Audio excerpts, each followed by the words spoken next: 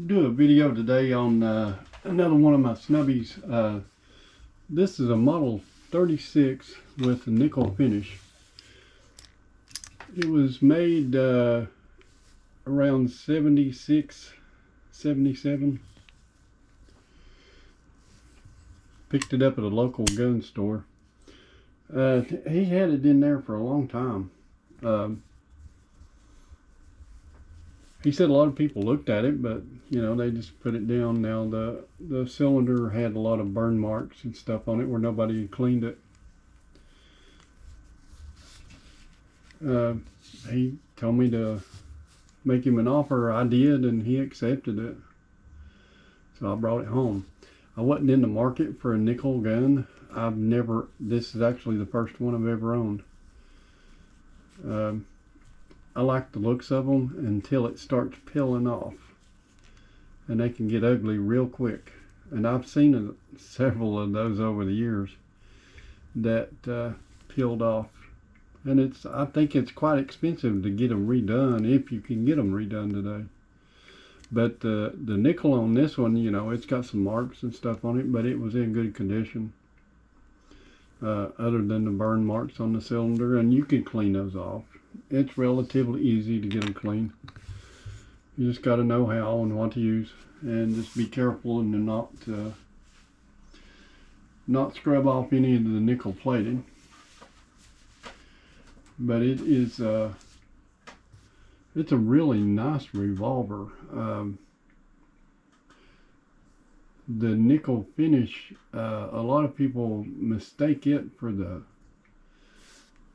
stainless steel. And the Model 60 is the stainless steel finish, and you can see the difference between the two in that shot right there. There's definitely a difference between them. I like the nickel finish the way it looks, but I prefer the stainless because it'll last longer. And it's not as hard to clean, not as hard to keep clean. But they're both the same. They're both the same gun. I mean, Model 60 is just a stainless 36.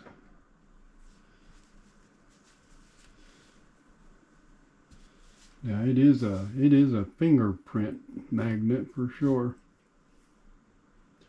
If you handle it very much, you need to have your cloth in your hand so you can wipe the fingerprints off of it.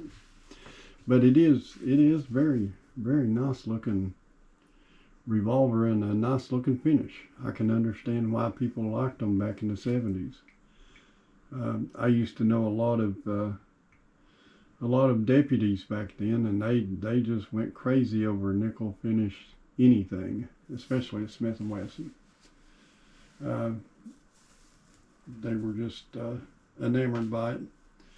And it's you know, it's kind of like some of the new plastic stuff today. There's people that just go crazy over them.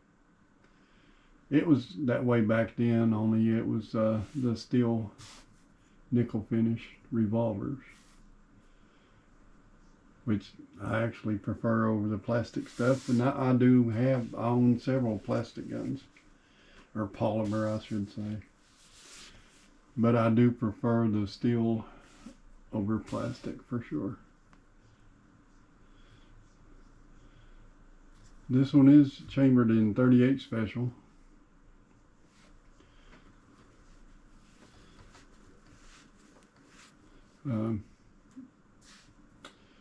I'll keep this one in my collection for a while, being the only nickel finish gun I have.